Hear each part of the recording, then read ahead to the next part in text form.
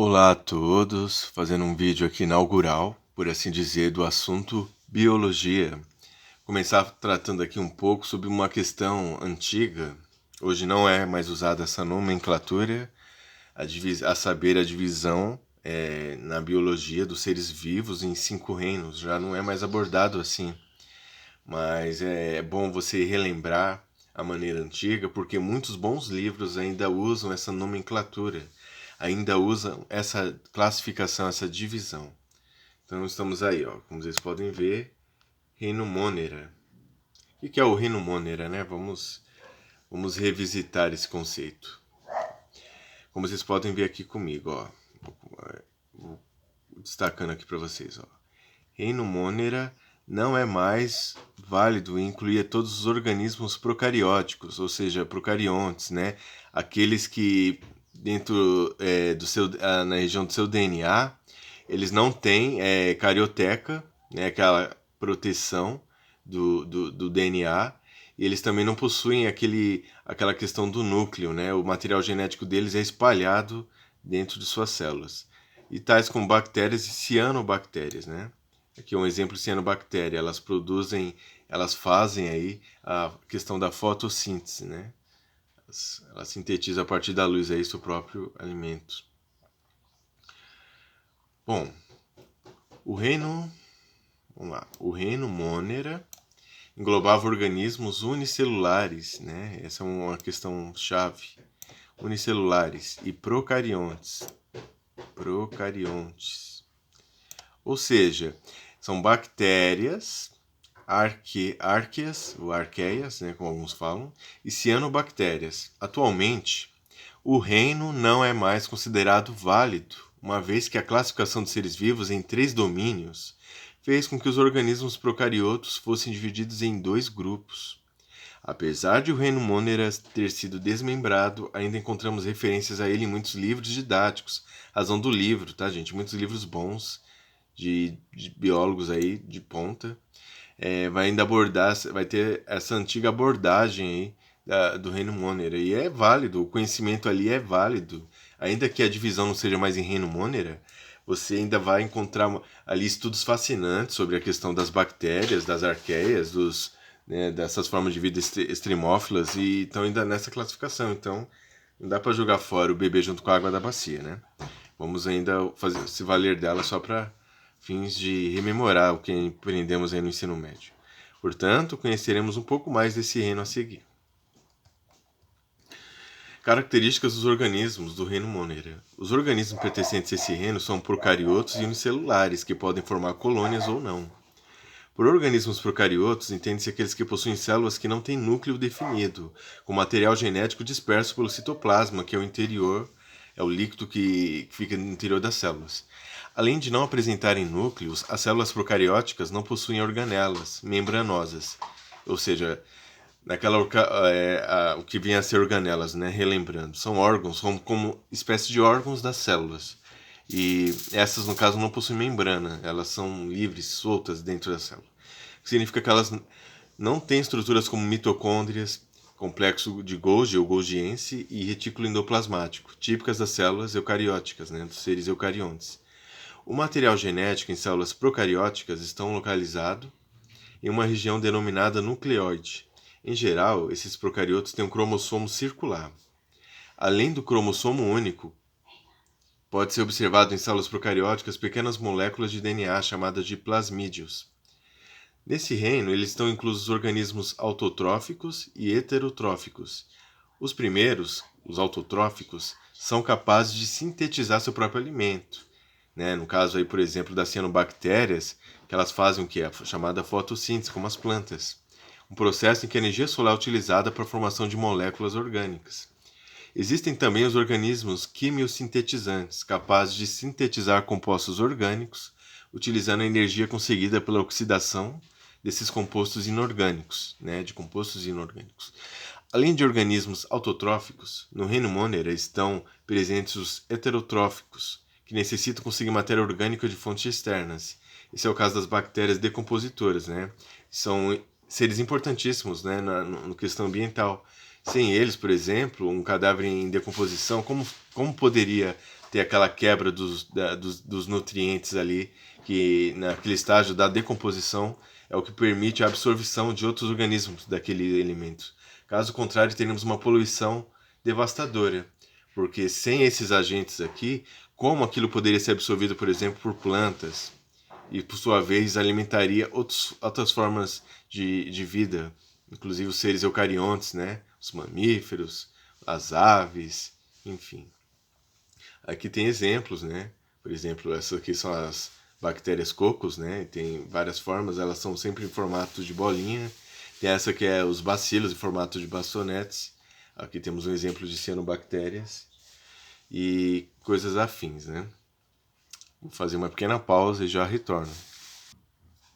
Continuando. Vamos subir um pouco mais. Analisando o papel, né? Aqui, ó, o papel do oxigênio no metabolismo, os procariotos podem ser classificados em aeróbios obrigatórios, né? Anaeróbios obrigatórios, que eles não precisam do oxigênio para poder fazer aí o seu papel na natureza. São aqueles que, por exemplo, vão fazer uso do CO2, né? Como as plantas. E anaeróbios facultativos. Os aeróbios obrigatórios necessitam de oxigênio para a realização de respiração celular, não sendo possível seu crescimento na ausência de oxigênio.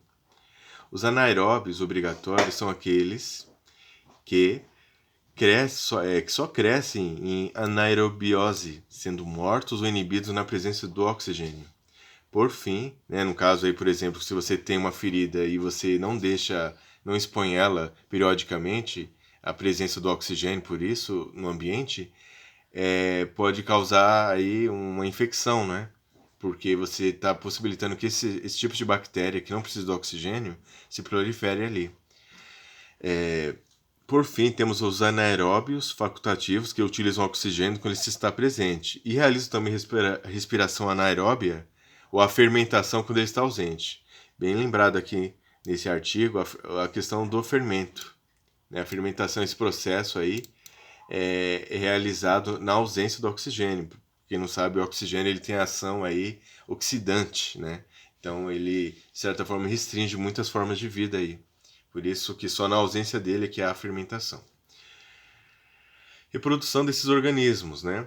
Do reino Monera. Eles se reproduzem de maneira assexuada, obviamente, por meio da divisão binária. Nesse processo se observa a duplicação do material genético do procarioto e a posterior divisão da célula em duas geneticamente iguais.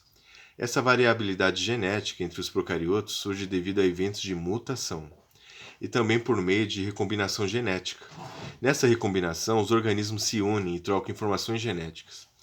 A recombinação genética pode ocorrer por conjugação, transformação ou transdução. Na conjugação, duas células se unem temporariamente e há a transferência de DNA. Na transformação, um organismo procarioto incorpora fragmentos de DNA que estão livres no meio. Isso lembra muito o que é feito por meio de experiências em laboratório, que é a questão, né, dos transgênicos, que é também essa inserção de DNA de outras espécies em outros, fazendo, portanto, uma alteração genética aí. Por fim, na transdução, vírus que infectam bactérias garantem que genes sejam carregados de uma célula para outra. Porque o vírus faz isso, ele mistura seu material, que não é o DNA, o RNA, ao no caso aí da bactéria. E é assim que vai sendo alterado o DNA da bactéria. Exemplos de organismos, né, desse reino. Bactérias. Vocês estão vendo aqui um exemplo, né, claro, ilustrativo, de um tipo de bactéria, né, de um bacilo. Você vê aqui o flagelo, né, que é tipo uma espécie de motor, é como ela se locomove. Aqui está o nucleoide, né, não tem como vocês podem ver, não tem uma carioteca, não tem um núcleo organizado. O material genético está espalhado pelo interior da bactéria. Aqui você vê, ela tem uma parede celular, como todas as células têm, mas ela tem uma parede plasmática. Vocês podem ver, são 3 camadas que recobrem ela aí. E ela tem essa última, que é de uma proteína, que é a cápsula. Aí você vê que os ribossomos, onde tem a questão do RNA, estão espalhados também. Tem esse outro tipo de DNA separado do nucleóide, que é o plasmídio, tá vendo? E tem essas, como se fossem barbatanas, né? Como se fossem... Isso aqui também ajuda na locomoção dela, que é a pile. E vocês veem aí, ó, esse é um exemplo. As bactérias são organismos unicelulares, como você já sabe, bastante conhecidos por causarem doenças. Entretanto, tem as que nem todas causam dano, sendo importantes, por exemplo, na decomposição da matéria orgânica e produção de alimentos como iogurtes, né? Toda aquela questão do fermento, né? Da fermentação. O vinho não existiria sem bactérias, né? Elas possuem células do tipo procarionte, isso nós já sabemos. Elas também possuem parede celular, uma estrutura que envolve a célula, garantindo sua proteção. A parede celular está localizada externamente à membrana plasmática, que fica a parte mais interior, certo? E apresenta em sua composição peptídeo-glicano, um polímero constituído de açúcares e polipeptídeos. A composição da parede celular, que é aquela mais... Aqui, ó, vou mostrar para vocês, que é essa do meio, né?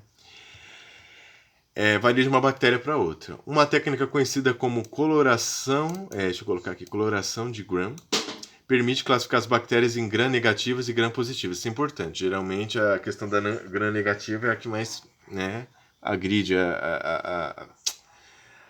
a questão aí vamos dizer, doenças, né, de pele, por exemplo. As bactérias gram-positivas caracterizam-se por paredes celulares mais simples, com grande quantidade de peptídeo-glicano. As bactérias gram-negativas, por sua vez, possuem menos peptídeo-glicano e estrutura mais complexa. As bactérias podem apresentar diferentes formatos, sendo eles uma forma de classificá-las, né? O esférico, por exemplo, ou bolinhas, são denominadas cocos, né? Cocos.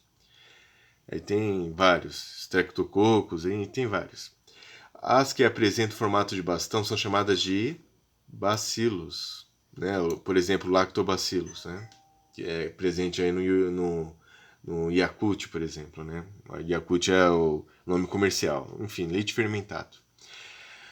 Existem ainda bactérias espiraladas, né? Esses grupos estão os vibriões, espirilos e espiroquetas. Os nomes são bem interessantes, como vocês podem ver. Algumas bactérias apresentam flagelos como estrutura de locomoção, né, os flagelos. Outra estrutura que pode ser encontrada nesses organismos são as fímbrias, semelhantes a pelos, que ajudam a bactéria a se ligar ao substrato. Existem também as pili, também chamadas de pilis sexuais, apêndices que mantêm as bactérias juntas durante a transferência de material genético. E você pode ver basicamente que a importância aqui comercial dela aqui está mostrada nessa foto aqui, os iogurtes, né? As bactérias são indispensáveis, elas são usadas na fabricação dos nossos alimentos. Vinho, por exemplo. Né?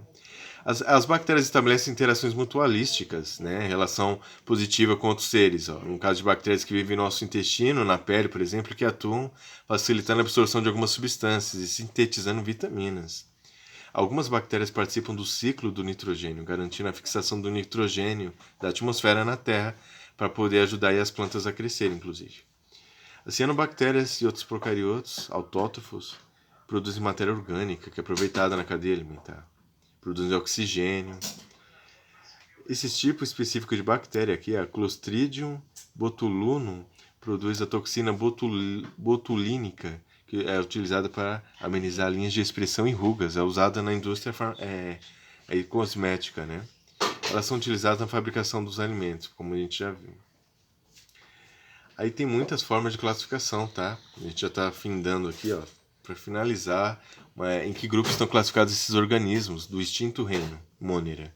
De acordo com a nossa classificação agora em 3 domínios, os seres vivos estão agrupados em bactéria, arqueia, né, arqueia, e eucária, de onde vem o termo eucarionte. São todos os mamíferos, são as espécies superiores de animais, né? Os mamíferos, são os répteis, os anfíbios, eles estão no eucaria. Nos domínios bactéria e arcaia estão os organismos procariotos, que fazem parte do reino Monera. No eucaria também estão as plantas, tá bom? No domínio bactéria estão a maioria dos procariotos conhecidos. No domínio arqueia estão organismos que vivem em ambientes extremos, conhecido como extremófilos, sendo eles conhecidos aqui como extremófilos, como eu havia afirmado. Atualmente, a maioria dos autores reconhece pelo menos 6 reinos: arcaia, bactéria, protista, fungi, plantae, ou das plantas, e animalia. E, bom, basicamente é isso. Essa foi uma matéria escrita por Vanessa Sardinha dos Santos, professora de biologia, está aqui no UOL, né, Brasil Escola. E achei interessante compartilhar com vocês. É uma forma de fazer conteúdo aqui no YouTube, sem sofrer a restrição de você publicar algo de outra pessoa. Tá bom? É isso, gente. Nos vemos no próximo vídeo.